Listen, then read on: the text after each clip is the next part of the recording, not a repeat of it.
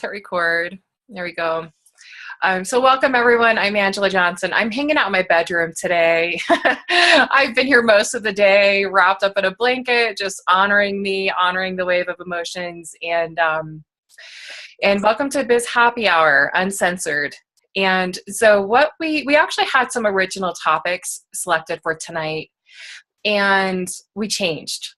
We followed the energy, and Michelle really brought it into our space. I'm like, you know what? I think this is going to be the place to talk about whatever happened.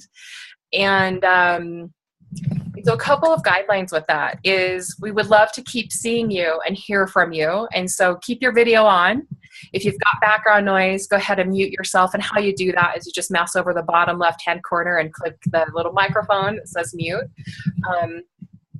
And so that's a great way that you can just honor the recording, because people do listen to this after.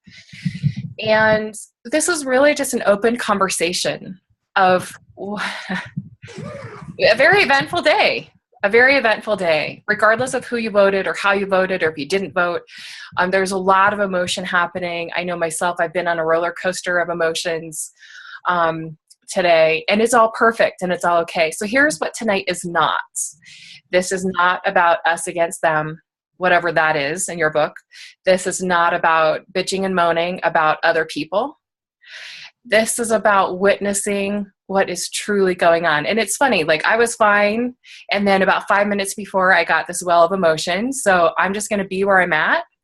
But this is the safe place to connect, to listen, to be heard, and to voice whatever you'd like to voice, and do so in a way from an accountable place. And so if we see that the conversation is going down a rabbit hole, it's like, okay, let's honor that and let's come back to center. And so that's what this space is about. And so we're going to talk about the election. We're going to talk about our country and the world and whatever is showing up for people in this moment. So Michelle, what would you add to that? I perfectly said, Angela. And I think that, the point of this sort of, I kind of see this as a Biz Happy Hour special versus our, sort of normal kind of thing. And I think that is just an important part of this whole process, is that we actually honor ourselves through it, and we honor each other through it as well. And so, and we all know who's here, and I'm not too worried about, us going off on the dark side. And if that happens, we're here to pull each other back, because I think there are some global things to discuss. And that's why I wanted to really bring it up and recognize that we have a different, things aren't different. They're just in our consciousness and our awareness now. And I think that's an interesting thing to discuss. So Angela and I will kind of, like I said, sort of kind of cap along the way if we need to. I want to welcome Diana and Cindy. And we'll also do a quick introduction just as normal. We are going to, just so you know, our intention for this show for tonight is to actually create something that, yes, will always be housed in the Biz Happy Hour group, and it's always going to be housed on the website. But for this particular show, I feel pretty clear that I'd like to create something collectively that we can share on social media that will uplift and help others as well. That's kind of, we're in this little pod of circle, but there's so many others, that are ready for this message too. So that's my intention. So I think I would also like for each of you just to have your own little check-in for a moment and think about what your intention is. How would you like to feel after this? And just some logistics. So Infinity and Cindy and Morgan, as you're just joining, what we're going to do tonight is we actually would love to be able to see you tonight. There's something about being seen tonight. I don't know why, but there is, at least for me, that we're not alone, and to go ahead and mute yourselves just for background noise for the recording. So Infinity, if you could mute yourself. And then, so turn on your cameras if you feel like it, and if not, that's okay as well. And then we're also going to open this up to hear from you more than we normally do. Normally it's just the three of us, right? Tonight it's two of us. Unfortunately, Chris, we just got word she's just down for the count. She's feeling really, really sick. And so she's not going to join us tonight. But we'd like to hear from you guys from a high level conscious perspective about all of this stuff. So that is my 2 cents or 10 cents worth. And so I'm Michelle Voss, for those of you who don't know me, and talk about honoring the energy of what is. I can't even say what I do right now. It is so not important to me in this moment. It's just not. You can find out what I do in a different way, so look me up. Angela, is there anything you want to say in introduction? Ditto. Yeah. None of it matters, but it does matter in the sense that we all have work to do. Yeah. And our work matters. And, we can have the fancy label and the beautifully branded website or whatever. And really it matters, but it doesn't. And so the thing I want to share in this moment is that if you've ever questioned if your work matters or makes a difference, just in this moment, will you please just acknowledge yourself that it matters, and it matters a lot. Yeah. And we think that it's this person in the White House or the Senate or the whatever, and there is energy there. And this circle that expands, the lives that we touch every day, like our work matters. Who we're being matters. And I think that's really what we're seeing. And I think that's what has affected me among many things with this, the news today of the president-elect, is that we like to think that we can almost I think as a society, overcome who we're being, what we're saying, how we're acting, how we treat people. It matters more than the websites and the headshots and the title and the business cards and the elevator pitch and all the shit that we obsess over. I know I do. I'll speak for myself, but who we're choosing to be now matters. And it was a few weeks ago that I had this awareness that I really didn't want to be true. I was like, I think Trump is going to win. Mm-hmm. And I was like, well, shit. What does this mean for me? What does this mean? What does this mean? And knowing, and so it's very clear I, didn't vote for him. And I started asking some questions that day of how can he be a contribution to me? And that was a question I did not want to ask. And I know that it's these principles that we glorify, right? Of oh, everything is a mirror of us and blah, blah, blah. And all these things that can be really great in the moment. And then when you look at something that feels so opposite of you and you ask the same question, because the same principle applies. Are we willing to look at that? Was I willing? So it was a few days of a lot of tears and a lot of anger and a lot of holy shit.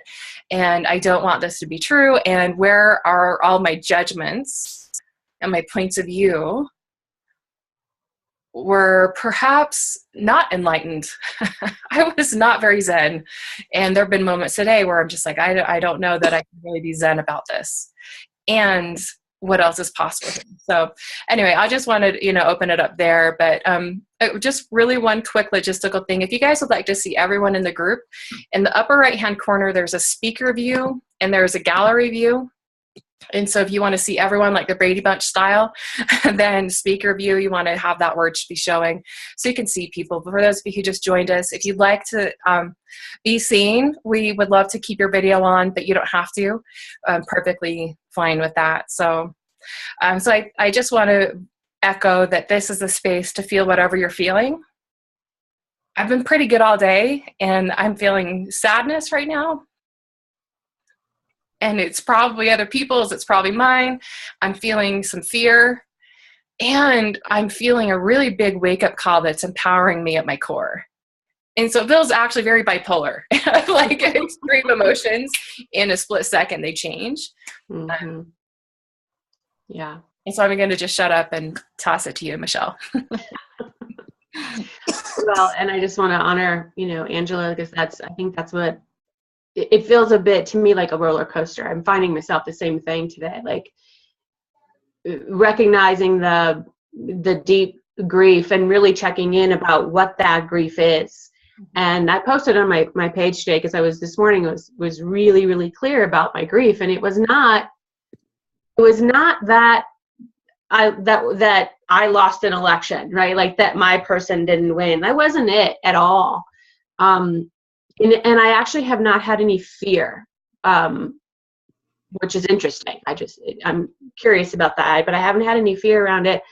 But the deep grief is the loss of innocence that I feel.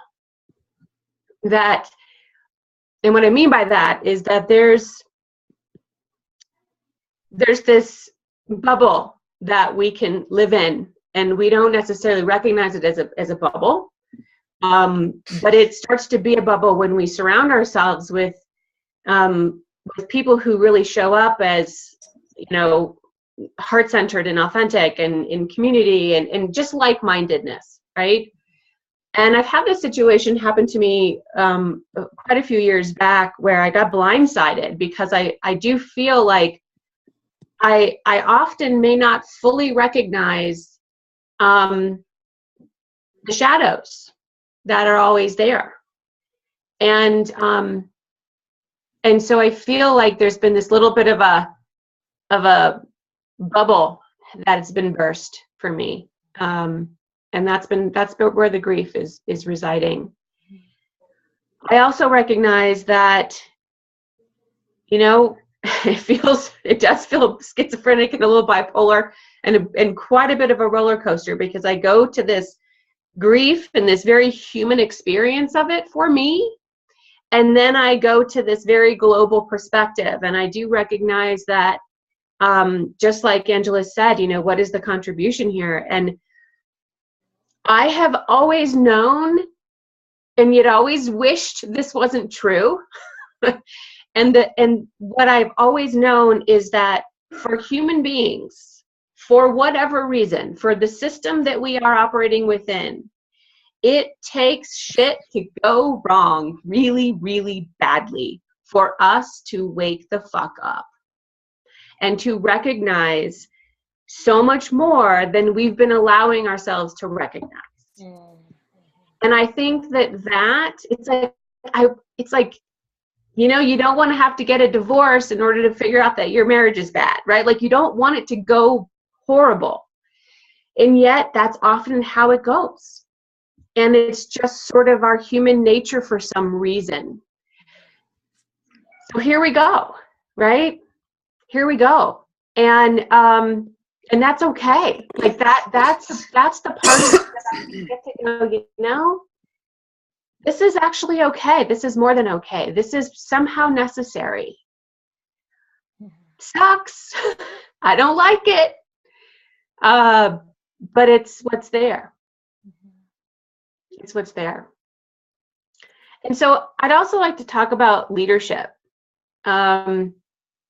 Because here's the other thing too, is that I yesterday went to yoga class, and the yoga class I go to is very like meditative, and we were in this space, and I had this very extreme visceral experience of recognizing that, wow, like I have not been fully showing up to the level of my leadership that I can be. And what I am recognizing about what's been playing out over this, not just today, but the course of this whole thing, is that authenticity and visibility in leadership is critical. And unfortunately, I'm just going to speak, that's one of the things with Hillary, is she doesn't show this level of authenticity that I think that we are craving. Mm-hmm. I think that was a huge part of why people couldn't get behind her. And again, I don't want to make this a, yes, no, right, wrong candidate. It's just looking at it from a perspective of authenticity and really showing up and being visible with that and claiming the leadership. And I feel like that's what Donald has done. And we like that. we want that in people. And I think that we really want that in us. And that's why he's so relatable for a lot of people, because he's doing what they want to be able to do. So when I was thinking about that, my question then came back to myself, and it's like, where am I not fully showing up? Where am I not being as authentically visible and being the true leader that I know I am? And I think that we can all ask ourselves that question, because we are all leaders. We are all that person, whether it's just in our family or whether it's our community, it's our business, whatever it is, or globally. So where are we not showing up in our leadership, and where are we not willing to be fully visible in our full authenticity, even among haters? And that is the one thing I got to give that man credit for. He doesn't hold back. He says it like he thinks it. And we're starving for that. So if you missed the first couple minutes of tonight, this is an open conversation. Typically, Michelle, myself, and Chris, we do most of the talking, and we're changing that. Chris is not able to be with us tonight. She's super sick, so just send her some love and healing vibes. But I'd love to know, just open it up of like, what's showing up for you? Like, how are you feeling? What have you seen in this situation, however that's landing for you, and how is that relating to your life? Like, what's happening without going into story or drama, but like, what are you present to now that maybe you weren't present to even yesterday or a week ago or 10 years ago? So anyone, I feel like, Morgan, I keep seeing you, and I know you and adore you. And you don't, like, I'm not volunteering you, but I am. And so, like, your energy keeps being, maybe because it's, you're right below me on how I'm viewing you. So if you'd like to share anything, but anyone, just like, what would you like to share? How would you like to be witnessed tonight, and however you're feeling? Yeah, no, I don't mind going. I've had the ups and downs too. I had the roller coaster last night watching the the country go red. I felt the fear, and it wasn't even, I think I weave with you, Michelle, where I wasn't really attached to either candidate. It's not a political thing for me.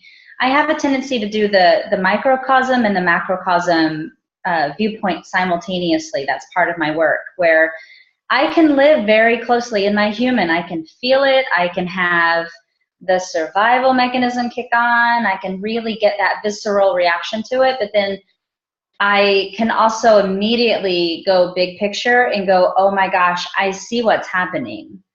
So that's all this year has been leading up to. I mean, Black Lives Matter, this whole race, the racial uprising, this insurgement of hate and who's right and who's wrong, that's starting to kind of creep out of the woodworks, because we thought we put that away. You know, we thought we put that away. We didn't put it away. We didn't fix anything. We didn't heal anything. Women's rights. You know, here in Texas, when Wendy Davis was championing for Planned Parenthood and all of that a few years ago, it was very aware to me that we really haven't healed. Yes, we have a lot of rights, and we have the right to vote, and we have this life, but we really haven't healed that. And then the transgender community, because I have a transgender client, that opened my eyes to that piece of the pie chart. So what's really interesting is, last night for about an hour, I was terrified that this man was about to be in charge of our freedom and our rights, and please understand, I know this isn't a political day or night, or conversation, but for the white male, they're safe. For everyone else, I felt that fear, and I think I felt it collectively, being empathic. However, being a shadow worker, being that's my job, that's my place, that's my my superpower on this planet, I can see that he is exactly what we need. I can see how he is embodying all these wounds and these festering wounds that we thought we put away and we thought we healed them, but we haven't. We haven't done anything about them except move over them and try to get past them and just like business as usual. Everything's fine. Let's just keep trucking and America's great and everything's awesome. It's not true. We really, really, really collectively have to do our shadow work. And you're right, Michelle, we don't do work unless we have to. People don't make change until they are uncomfortable. That's sad, but it's the way we work. And who better to make us uncomfortable than this man embodying all this hate and celebrating the hate. He's celebrating all of these, his supporters having all these fights at his rallies and this bigotry and racism, blah, blah, blah, blah, blah. So where I'm terrified as a human, I'm wondering what the hell is going to happen to our planet now, like everybody else. The soul side of me goes, oh my God, I get it. Oh my God, this is what we need to really fully heal and get past the shit that we think we're really over and we're not. So I get it, and it sucks, and you know, batten down the hatches. I believe it's going to get worse before it gets better, because again, we don't make real change unless we have to. So in the whole, like, I know we are our attraction, and what you put out there you get. I get that, and I'm going to be my love. I'm going to be my stance no matter what. But I can also see what's happening, and I know it's for the best, and that's really hard to say to people when they don't get that. And so I just stay quiet. Yeah. That's my take. Awesome. Thank you. Yeah. And the other space I want to open up is we don't have to agree. Right. You know, like it's perfectly okay to bring in another point of view, because that's what it is. It's all a point of view. And so I just want to open up that space, whatever that looks like, if that's a space that wants to be opened up. But who else has any anything they'd like to share or question, or I just feel like there's at least one other person who would just like to be, you know, have their voice be heard. I just want to say that as a mother of a daughter and of a child with a disability, his whole behavior and his choice of words, I'm having a hard time accepting that as a leader, or him to be a leader. On my good days, you know, I can see that, yes, it's to extend the love. You know, everything that is not love is coming out. But there's other times where, and I don't want to live in fear. And a great example of that is in our community after the fire, our whole community was really opened. And then the shooting in Aurora happened, and we really closed down again, and we went into the fear. And it's like, that's not how I want to live anymore. So it's the light and the dark and the yes. But, you know, my daughter and I are talking, and she can't grasp her head around this. Like, how can someone who has no experience, who's a reality star TV, you know, all of that, how can he be elected? And then as, is it Morgana said? Sorry. Everything, you know, I guess I've been doing a lot more work in the unseen world, and just hoping that as we can all choose to evolve, I'm really hoping that Donald Trump will choose to change and evolve from this experience. That it will touch him at such a deep level that he'll realize that he has to do things differently.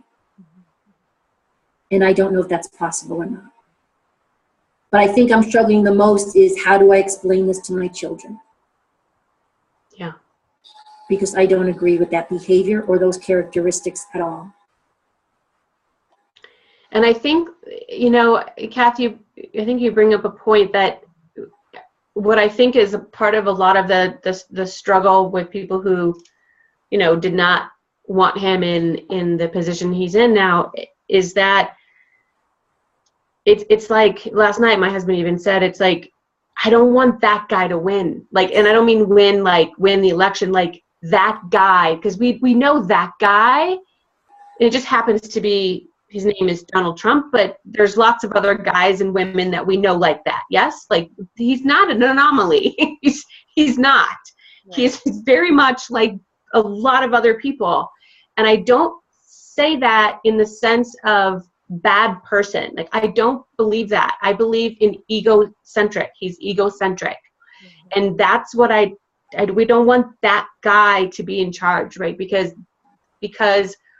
there is this conscious evolution that we have moved beyond much of our ego. Human experience, yes, it involves ego, yes, but we've also moved beyond that. We're able to have conversations and look at big pictures and really move past self, small ego self, right? And look at the collective self. Like, we get that. But what is so, I think, like I said, what makes me just so unbelievably sad is just the truth that I thought we were healing. And just like what Morgan said, I think what's happened is we haven't healed. We've just bypassed. And that makes me sad. And yeah, it's happening. And when I really feel into, now we actually can't ignore this anymore. Yep. That is the consolation prize. Mm-hmm. Right? That's the thing I can hang on to and say, yeah, I get it. It's 4 years. Worst case scenario, it's 8. Yep. There's going to be some ramification long term with the government systems and things like that. But, in the big picture of things, it's better than okay. It's needed. Can I add something right there? So what I love about what you said is, I want to add a little bit to what I said, is that collectively, we haven't done this work yet collectively, but there is a huge army of us that are able to look at Donald Trump and see such a vast contrast that we know we're not there. We're not him. There are those guys, but we aren't them. And we are providing the contrast of what they don't quite see yet.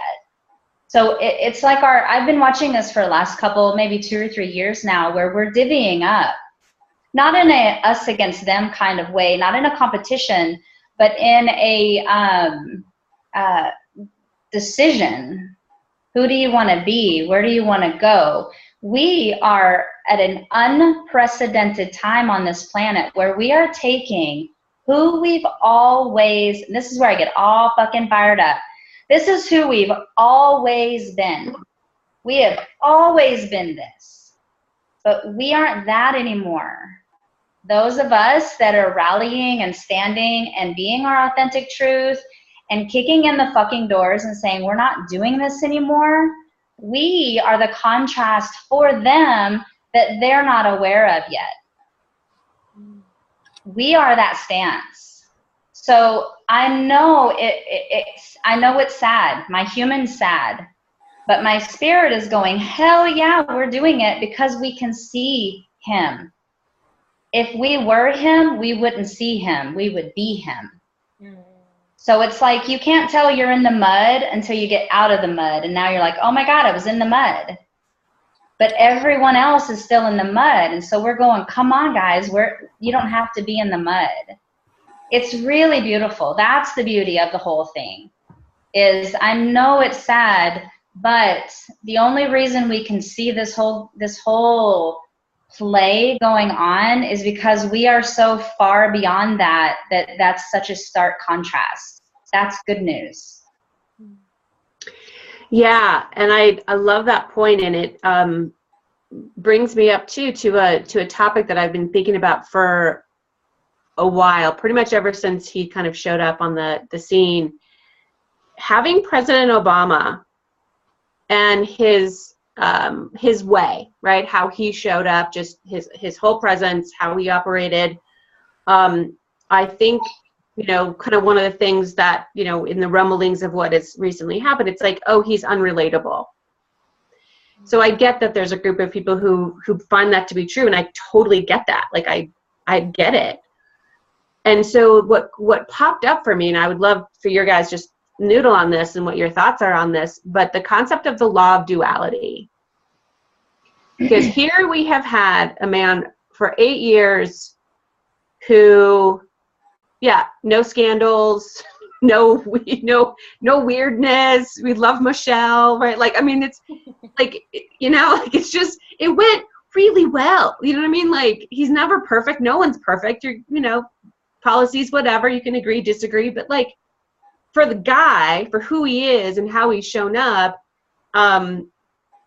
it embodied in essence, right? And so then now it's kind of like, wow, like he never dumbed it down. He never dumbed it down, and I love that about him. But I find it fascinating that here's somebody who's showing up, who so speaks to then, and I don't mean dumb as in stupid. I don't mean that. I just mean, Obama says words I don't even know what they mean. Like, so I'm not saying it's all about smart people, but you get it, right? You get what I'm saying. Like, there's this law of duality that I'm finding interesting in this, right? So I would love to, like, Angela, what do you think about that with this of duality? Well, it was a few years ago that I had this reality of, I was so tired of learning my life lessons through contrast that I was like, you know what? Bullshit. Like, I'm fucking done learning joy through the opposite. Like, I'm done. I know that I have the capacity and ability to choose joy, just as an example, because I choose it.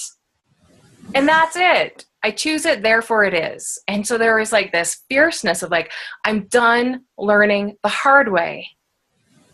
And so I think part of my sadness is like, I feel like we're like, oh my God, people, like, it doesn't have to be this hard. Like, it doesn't have to be this hard. And then when we look at all of our lives, like, had we learned it another way, we wouldn't have learned it. So I think this is the opportunity of like this law of duality or law of contrast of like, what do we choose? Right. It might be 4 years or it might not be. Like, who said this is actually how it has to be? President-elect is not a president yet. Mm-hmm. And so it's like, I think that one of the things that keeps coming up for me is the concept of a self-fulfilling prophecy. Like, if we think that things are going to get harder before they get better, then we are fucking right. And this is anyway, sorry, I was going to go off on a tangent, but I won't. But it's like, and there's truth in that. There's truth in everything. So it's not about making that wrong, but it's like, well, wait a second. We all know how energy works. We know how our beliefs create reality. Like, we know this. This is what we live. Yet it's like, oh, well, the election, the White House, the president, like, that's a whole other level. I don't know if that principle is going to work for that. Well, bullshit. That's where I'm at today. It's just like, no, wait a second. Like, this does not have to be doom and gloom. All the fears, it doesn't have to be that way. Mm-hmm. And I feel like that's actually the great crossroads we're at, is how many of us are open to the possibility even, or know that the possibility even exists, that this could actually be easier. Yeah. And I'm not trying to Pollyanna my way through it or spiritually override this, but I feel like that's actually the decision that's what I'm terrified about.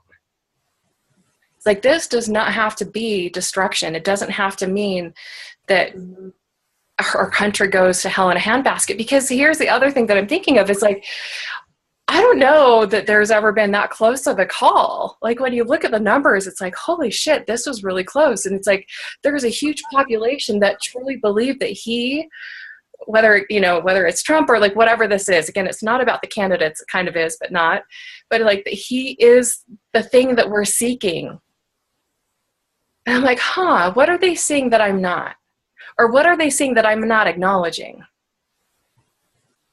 So I'm just, that's a question I've just been in today of just like, what if this doesn't have to be the most painful thing? What if it's not 4 years? What if what if we actually created that is beyond anything that we've seen before? Right. And that's really the thing that's giving me hope is like, you know what, you guys, we like pull together. Like, what can we ignite? What change can we spark? That doesn't mean we have to go through destruction to build anew. Right.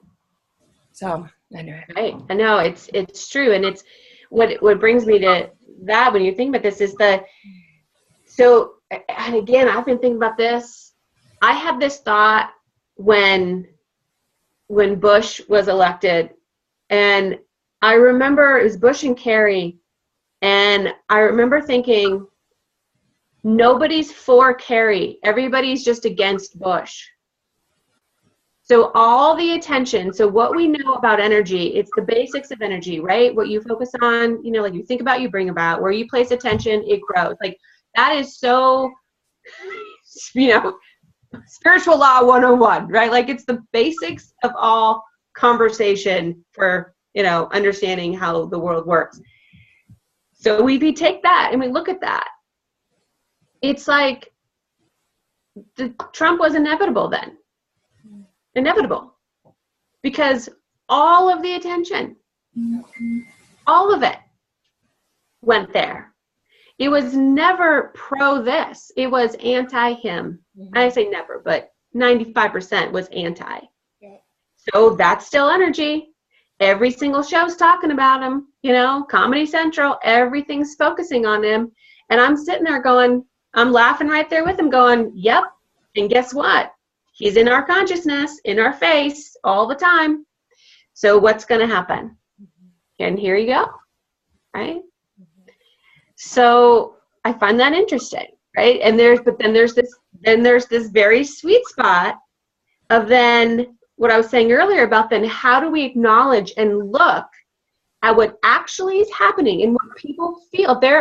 I personally believe there's about 25% of the population that actually wanted him. I don't believe it's more than that. And I think it's probably even less. I think people also voted because it's party line and they have a lot of other issues that they care very, very deeply about. And I completely get and respect that.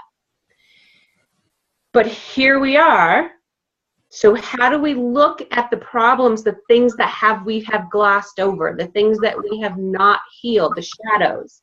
How do we look at that, bring that up without focusing all of our attention then on that as well? And that's a universal question. That's for each and even in our own personal lives, right? How do we look at our shit and still focus on what we want to create? Amen. How do we do that? Cheers to that. So yes. Cheers to that. How do we look at our own shit and still create what we want to create? Like, isn't that the question? Like, isn't that actually what we're all, whether either side or third party or like whatever, like, isn't that actually the question at hand of like, how do we heal the inequality? Like, and that's actually where my sadness is like having friends who are children of legal immigrants, transgender friends. Like, whenever I cry today, it's because they are in absolute fear. And that is heartbreaking to me of like, are you fucking kidding? Like, we haven't evolved as humans. Like, we're still talking about this shit. Like, are you kidding? Like, with all of the resources and brilliance that we have at our disposal, and we're going into, like, our women equals. Like, are you fucking kidding me? And yes, that's where we're talking. And I saw something, I can't remember who posted it, but she said, there's this group on Facebook called Pantsuit Nation, and like over 2 million people I think are in it, and it's really uplifting, fabulous group. But people were posting pictures, and women posting selfies of themselves in their pantsuit going, I would never post this because I'm not at the weight I'd like to be. Yeah. I'm not, it's a physical appearance that I'd like to be. Like, I'm like, oh my God, my heart's breaking in this moment of that's where we're focusing important, like something important, when it's just like, your voice matters. Like, you are a contribution to a solution that you see possible, yet we're apologizing for a fucking body size. And that's the conversation. And I can look at that appalled, but what's actually happening is like, oh my God, that's my life. Like, I think these things. It's like a mirror. Mm-hmm. It's like, that's the thing that has to change, among many other things. But it's like, what is this conversation that's happening internally, that the fact that it's happening externally is making me really uncomfortable? Like, that right there is like, I think that's the clue of how do we really change this. It's the willingness to have these conversations. It's the willingness to say, I am more like Trump than I'd care to admit. I'm more like Clinton than I'd care to admit. Like, I love Bernie, and I didn't know that he could, I really didn't believe he could do it, because he had such an ideal that I was like, I don't know. It's like, well, that's on me. Like, that's my own conversation. And so to look at this as how is this a reflection of me? And until we heal that part, until we take a look at that shadow work, it will keep happening in our world around us. Anyway, that's where I'm at in this moment. Oh, it's huge. And Julie, do you want to say something? I do. Yes. Actually, Angela and I were chatting this morning a little bit, and when you mentioned this grief based on loss of innocence, that's exactly what I said. And what I realized is I really believe deep down that people are good. And I had a hard time, to me, this was a slap in the face almost, is what it felt like. The people really were choosing hate. But then I've actually thought about a lot of different things and gotten past some of the anger and the hurt. And anyway, and last night, it was pretty odd before the election came in. I had actually been doing some stretching, and I came with this thought of women and their response to the fears of Hillary Clinton and what she represents. And I had written this post last night beforehand, and what I realized is, and this relates back to shadow work, I'm sure also, but the fact that, that we've fought for decades, okay, for rights, women's rights. But when we're faced with these, what is keeping us from grabbing hold of them? Is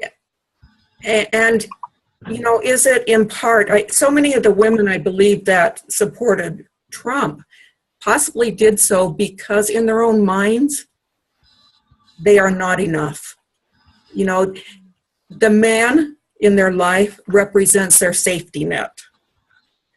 It represents them not having to be responsible. It represents them not having to live in their bigness.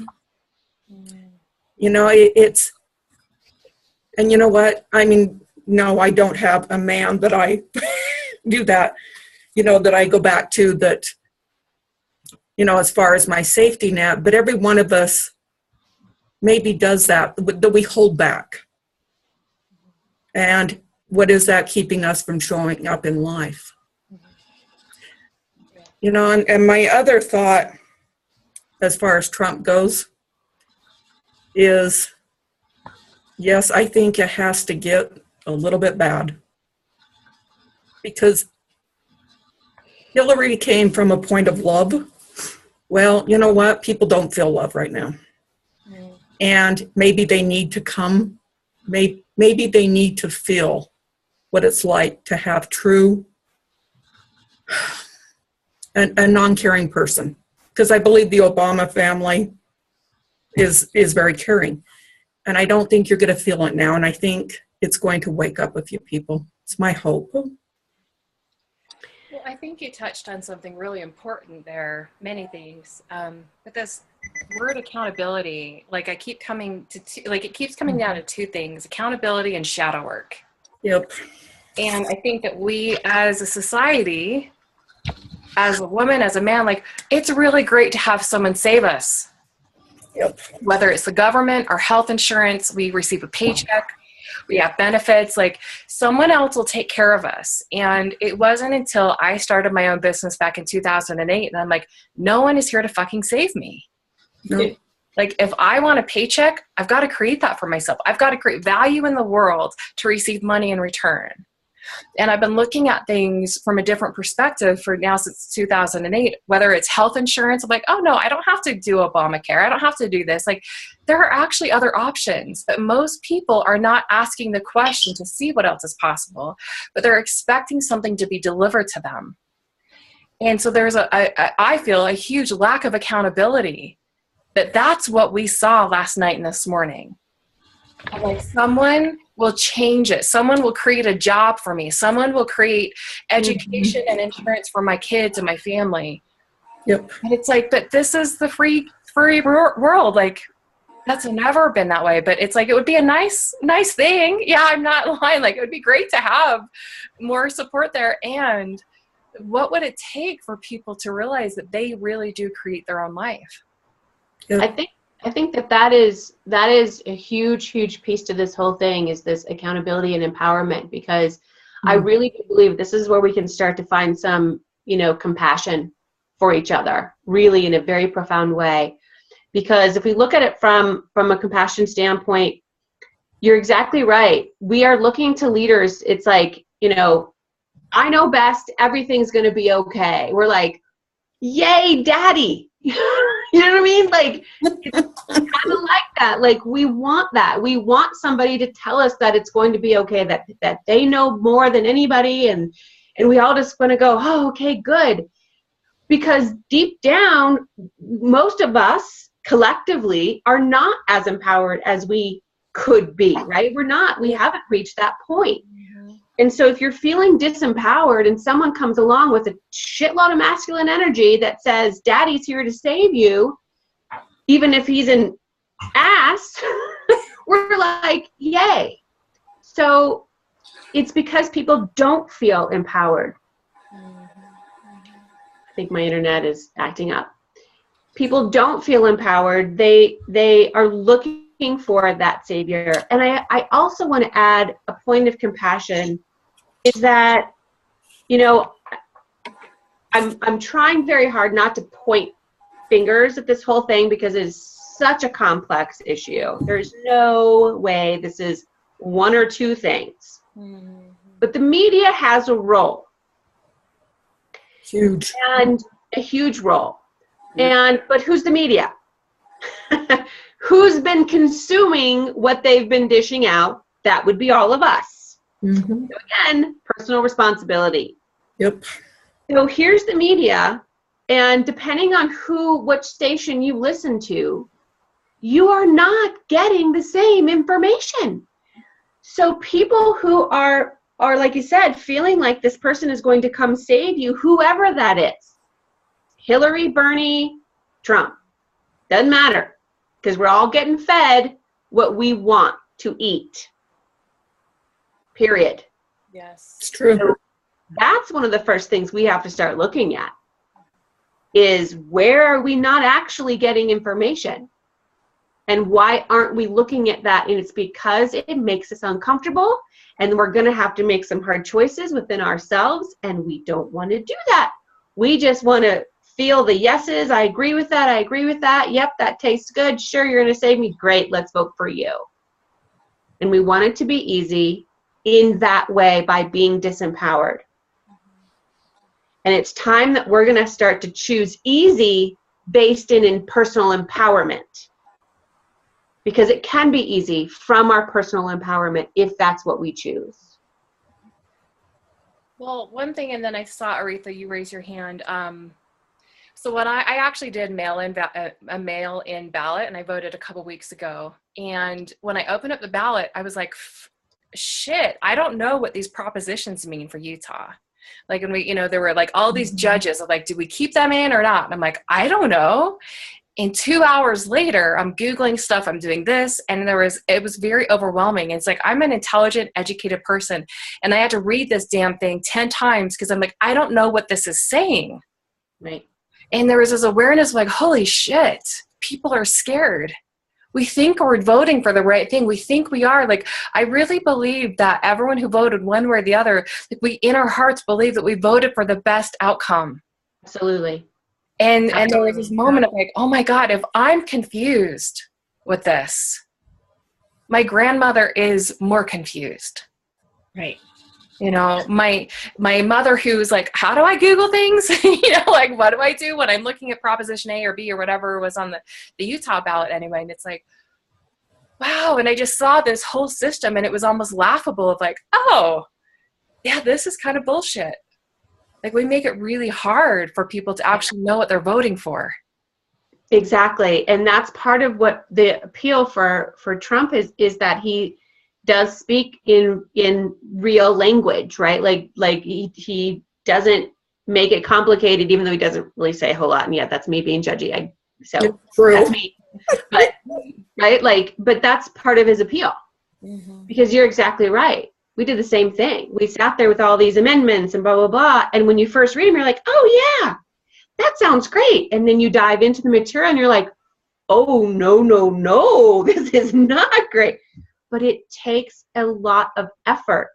Mm-hmm. And people are and this is, again, we get to blame everybody, which is us included. We're right there with you.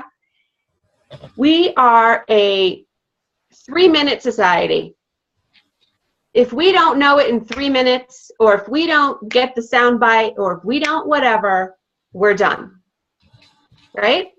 Mm-hmm. And that's not okay. We can't keep doing it that way. No.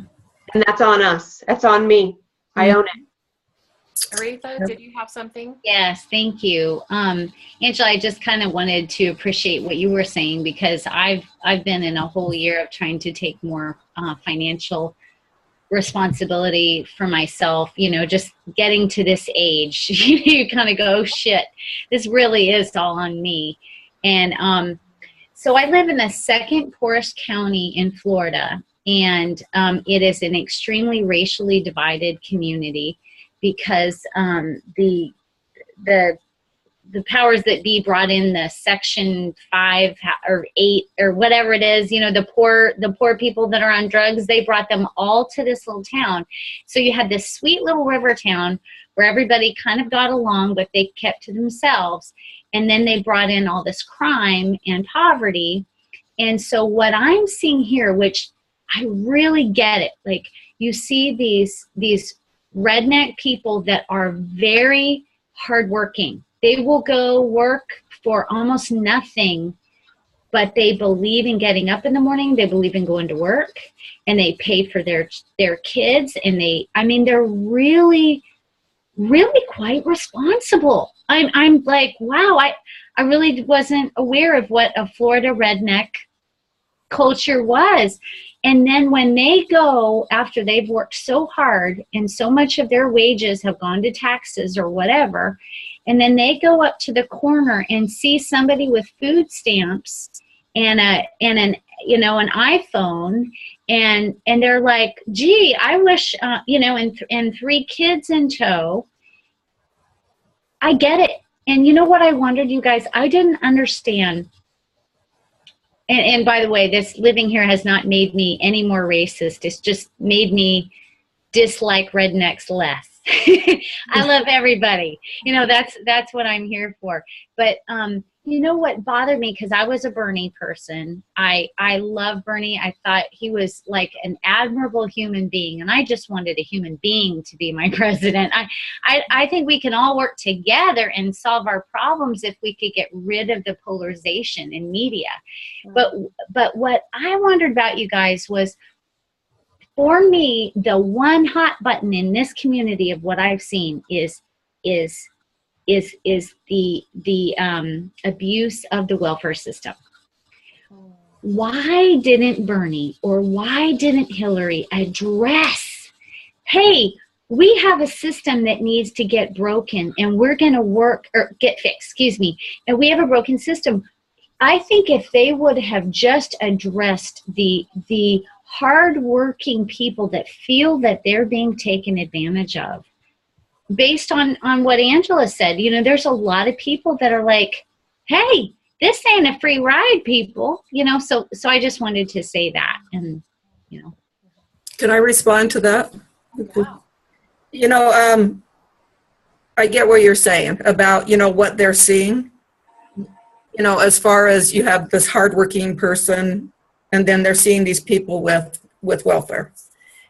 You know, I think one of the biggest issues, though, is the misperception that everybody that is on welfare are these drug addicts and people that don't work. You know, when in fact, there's a lot of people that are just working poor. And those are issues that people have tried to deal with by, you know, raising minimum wage to a living wage. I mean, it's pretty sad when you've got people working 2 jobs and they still can't survive. You know, I understand that some people think it's a free ride for a lot of people, but this is also extremely perpetuated through the media. They are telling you too. And sadly, here in this community, what I'm saying is that's what they're seeing. No, literally, like, Yes, and I understand that. And you know, and I'm not saying that the poor, there's just as many poor whites here as there are poor blacks, and a lot of them are on drugs. Here's the really weird thing, though, you guys, is that these people that look like they're abusing the system, because I can't judge, but you know, they're not getting jobs. They're having baby after baby after baby, and you know, and I'm just saying that I can see how people are driven to Trump away from compassion. I was raised with so much. I'm going to stop you there for a minute. So I'm going to stop you there because I'm watching our time here, and I want to talk about this complex, because you're bringing up such an amazing topic. And because do you see how, like, you take one thing and there's like this huge channel underneath, right, of like all this stuff that's been happening for such a long time, right? Yeah. Every little topic has that freaking channel, for Christ's sake, right? Like, it's crazy. So what do we do? So what I think one of the biggest things that we do, and this is how I want to end this, is what do we do? Like, let's actually shift this and really say, what's one thing that I feel like I can do is to actually start listening and engaging, because we don't know what people's experiences are because we're not asking them fucking anything. All we're doing is trying to put our own opinion out there, and we're not asking. Yep. So I have loved the opportunity to talk to rednecks, to talk to all these people, and that has been my lesson in living here. It has been, I ask questions to everybody that's in government. I went to one of the main guys who won the Senate position or the House here last year. I didn't really, but he was a Republican. But I'm saying, we had talked about paddleboarding, and so I represent this middle position here where I know everybody and I love everybody, and everybody gets that I like everybody, and I'm learning so much. So I'm the one asking questions. I'm in a humble thing. You know, and the thing that I'm doing too is when they go into their little rant, I go, well, that's interesting, because, you know, there's also this, and so I kind of, I don't know if it's crazy, but I kind of try to do that. Great. So you're asking. So what else are you guys going to do? What is this brought up for you that you can say, how can I have more compassion? How can I use this to my advantage? Let's end there.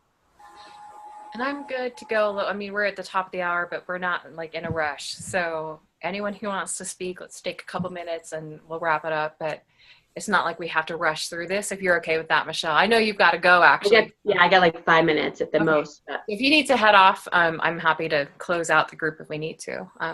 What other things, like what are things that have come to mind of like, you know, this has ignited this change or this action or this something?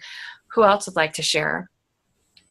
So I have a comment, Mhm. if I can get through it without crying. Okay, breathe. Take it right. We're here. I get the redneck mentality, and I'm only minutes out of poverty and extreme poverty. I've lived the redneck lifestyle of work your ass off for nothing, and yeah, I've been on welfare multiple times in my life, on and off, and my family has worked fucking hard their entire life, and don't get vacations or new shoes, or, you know, that's been the reality of my world. I didn't vote for Trump, so there's more to the whole Trump issue, and the anger that's behind his supporters. Yep. than just a redneck mentality. And maybe I was misunderstanding your perspective, but it's a I don't know what drives it, but there's a lot of anger behind his supporters, and it brings up a lot of fear. I mean, my husband at the moment has been in all kinds of fear, and I've kind of been absorbing his fear with, holy fuck, what are these people going to do? You know, and look what happened with all the rednecks in Eastern Oregon, where I'm from, and they all got acquitted, right? Yeah. I mean, that's, you know, so wow, there's tons going on. So I went into a client session this morning with all of this that you guys are seeing right now. And I'm like in judgment of myself going, who am I to support a client to move to a place of possibilities when I have all of this? And it was a beautiful, beautiful session, because she came in with her stories, and basically the bottom line was, she said, I get it now. Thank you. You're helping me to learn a new way of seeing things. And so the affirmations that came out of that, and making this really short, were, I choose to be more interested in what is possible than what is wrong. Can you say that again? I choose to be more interested in what is possible than what is wrong. So I have quite a list here that came out of it, and I'm the other day I had this kind of epiphany that the first thing we have to do is manage our state, right? And get our emotional state to a new place where we're looking at what is possible, instead of being sucked down into the vortex of the drama and the story and the what ifs and the trying to understand and get over the bullshit, but look at what is possible, right? So you've all seen The Incredibles, right? And the guy's digging through his closet, honey, where is my super suit? So I said that to this client, and that's my new line for creating a state for you. What is your super suit? What is your fucking super suit? What goes in it? What are your superpowers that can pull you out of that state that you're in and into a whole nother state? So I choose to wear my super suit when I interact with others. Oh, I love it. Mine's made of rubber, just so you know. and whatever you say is going to bounce off of me, right? Because I'm not because my super suit is made of rubber. So the other one is, I'm choosing to be fearless and to speak and express with language who I am and what I value to the world. So all of this has brought up in me a newfound fearlessness to speak my truth and to stand up against the male fucking chauvinists and to stand up against religion and to stand up against people that want to condemn somebody who's gay or what, you know. I'm done hiding and I'm done ignoring and I'm putting on and zipping up my fucking super suit every day. Yay. Awesome. Awesome. Who else would like to share before we wrap up? Colleen. I'd like to say. Sorry, I said the wrong name. It's okay. For the last 20 years, I've worked with victims of violence. And so I've seen a lot of perpetrators in my life, and that is how I felt this morning. I actually took a mental health day from work because I was so disappointed. I think that was what I was feeling. But I love what you just said, Tina. To get through my working with clients, I've had to put on my super suit a lot in the worst of circumstances. But the other thing that's gotten me through, and I've kind of evolved to that spot today after 3 different bouts of crying, is that I need to hold a vision. And I need to hold a vision that either the new president is going to change, you know, like you had said, Angela, earlier in the conversation, or it's going to work out. The people that are following him so strongly and angrily are going to soften. I mean, we just have to really hold that vision for our communities. And so that's my thing, is listening, advocating, and holding that vision. Just going to say that advocation, and Corinne, you're brilliant at that, being an advocate for people. And I think that is, that's one of the things I think all of us are also going to have to step up to. And in that leadership is be the advocate for our brothers and sisters. Mm-hmm. Because this is, again, it's going to sound super judgy, but the crazies, which are very, very few people,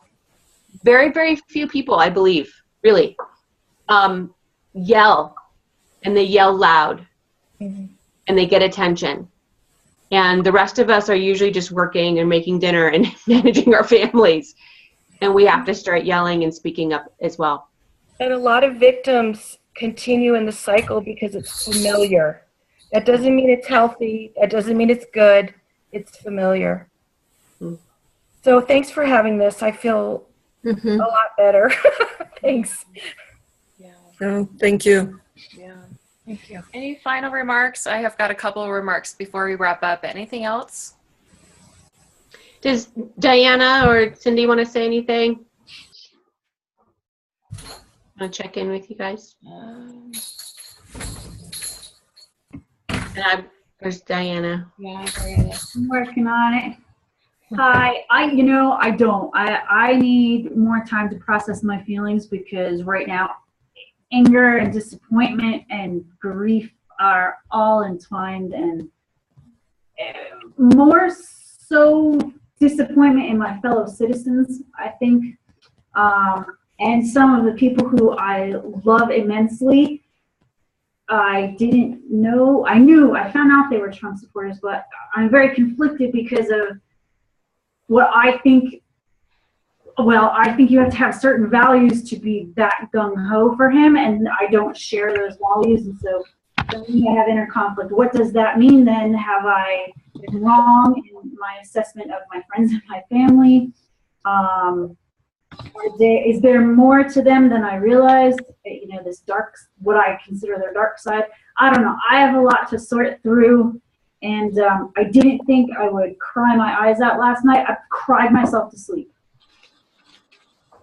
And I didn't think it was all so absurd. I can't believe I'm even doing it now, because I thought my disagreement with his policies, my disagreement with his character and ethics and morals was more cerebral. I didn't think it would hit me in my soul. So I have to take time to sort through that. I don't know that I have anything helpful to contribute to anyone at this time. But this has been most helpful. I thank you all for contributing and for taking the time to use this meeting in this format today. I really appreciate it. Thank you. Thank you.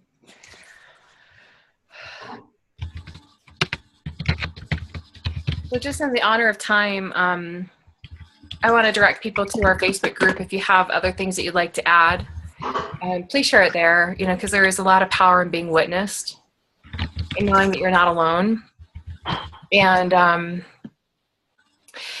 in Access Consciousness, a body of work that I study, there's a saying that actually brings a lot of comfort. It sounds crazy when you say it, but it's everything is the opposite of what it appears to be. Nothing is the opposite of what it appears to be. And you just say this over and over and over again, and you start to see where it's just a point of view. And wherever we attach to this point of view, like I'm right, they're wrong, or vice versa, that's where we create division and separation. And I think that's actually the root of my own sadness, is how separate people feel, which makes sense, because how many times do we separate from ourselves and our truth and our light and possibility? We do it every day. But the separateness and the division of human beings on the planet who don't feel safe in their own bodies, who don't feel safe, in their communities, who don't feel seen, heard, or valued because of their sexuality. And I think that's the sadness, is it's like I really wanted to believe that we have come farther. That, my niece who's 4 would maybe be able to see a female president, not just because it's a woman, but because I remember being a little girl going, why are these all white men? And I live in Utah where it's like everyone's white. And there's such a lack of diversity. And it's like, I have those questions. And so what this has ignited in me is years ago when I started my business, one of the biggest reasons behind it is to end addiction and abuse in my lifetime. And so one of the gifts that has opened up is like that passion is alive. Is very much alive, of like, who says generations in the future, but what can I create? What possibility can I ignite? What stand can I take that this shit that we've just been accustomed to, we just smell the shit and we're like, oh, it's fine, we'll just cover it up with some rose petals. It's like, no, there's no covering it up anymore. Like, to acknowledge that it's like, I'm part of the problem and I am the solution. That I'm not separate from this. It's not like those people or those people over there. It's me. So like, what are those issues that I am taking a stand for now? And it's really intriguing to me to see so many people get up in arms. And I said this on a video today in a blog post of like, every 4 years, everyone gets all hot and bothered about something, but then we're silent for 4 years. We don't do a fucking thing about it. So it's like, what if this is the change that's required for people to do something about it? Mm-hmm. To actually stand behind the words that we can spew on Facebook and we can put in a blog post and a really great Facebook Live video, but what am I doing every other day of the year? Like, am I being that stand? Am I being that committed, not only for me, but for my nieces and nephews to have a different reality? That they grow up knowing that their vote counts, their voice counts, and that they can take ownership over their bodies and their lives. So it's really fired me up. It's taken, like, I'm looking at some things in my life and in myself that are really uncomfortable, doing the shadow work around it, and seeing what I can be grateful for about these, what I call opposing beliefs. But it's like, you know what? I created this. I co-created this. So to take ownership of that, not judgment, not beat myself up, but take ownership of it. And then take a stand for something different.